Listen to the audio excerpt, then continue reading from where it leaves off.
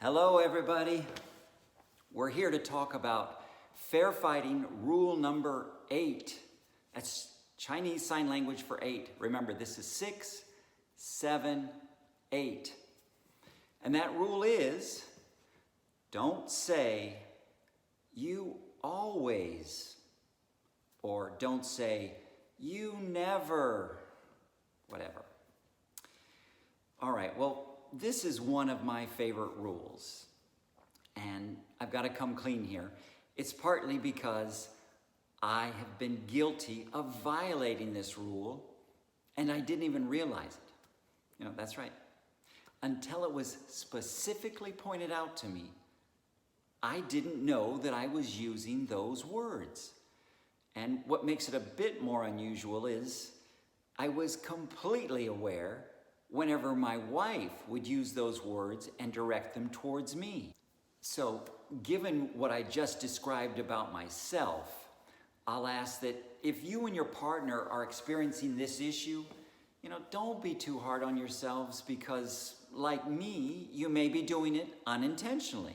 I think it is important, though, to bring any violations to your partner's attention. And when I say any violation, I simply mean whether you're in a fight or not. Because I think you'll be surprised at how often you use these phrases. It's more often than you realize.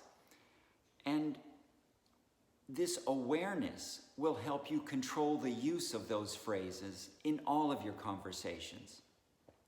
Now, you don't need to hit your partner over the head with an awareness stick.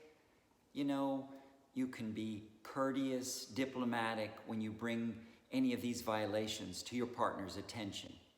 Let's start off by acknowledging that the words always and never are comprehensive words, right? That is, they don't allow for any exceptions. If there was even one exception, then the statement becomes false.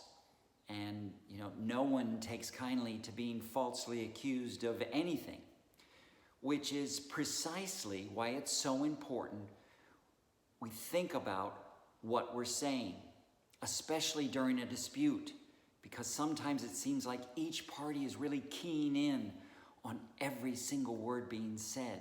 And don't forget what we're trying to do here.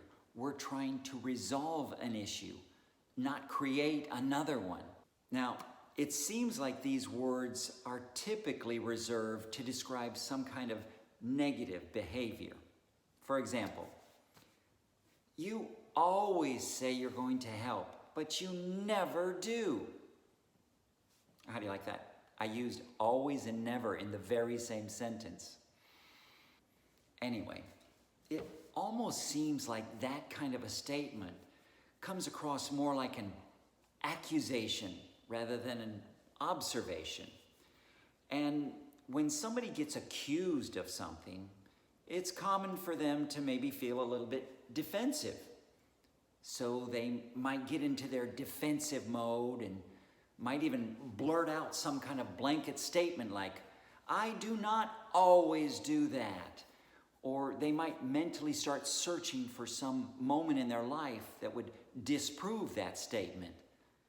Now, if things continue in that direction and at that pace, the two of you are headed for a full speed head-on collision. That's when one or both of you needs to recognize what just happened or what is happening and offer to stop, rewind, delete that part of the tape, and start over using some more thoughtful words.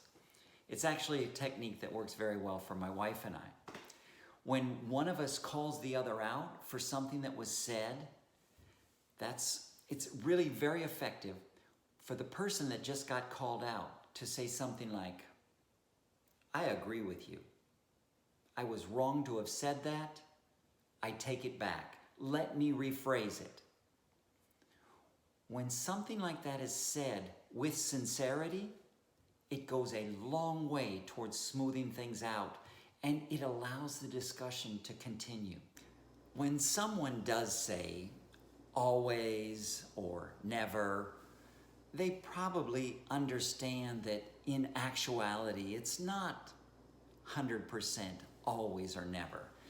But the behavior that's frustrating them is happening so frequently that it seems like it's happening all the time. So if you're on the receiving end of that kind of observation, you would do well to acknowledge some responsibility. I mean, come on, own up to it. If it's happening that frequently, even though you're not doing it 100% of the time, you probably realize that it's happening frequently enough to cause some imbalance. So offer your partner to work harder at bringing back some balance. This would go a long way to alleviating the stress and some of the tension on your partner. I think what we've discussed thus far, although admittedly not completely comprehensive, I do believe it gives you the means to confront this issue. And I think we could probably summarize things with 2 points. 1, awareness of what is being said. And 2, practice using alternative language. And with that, I want to thank you very, very much for your audience.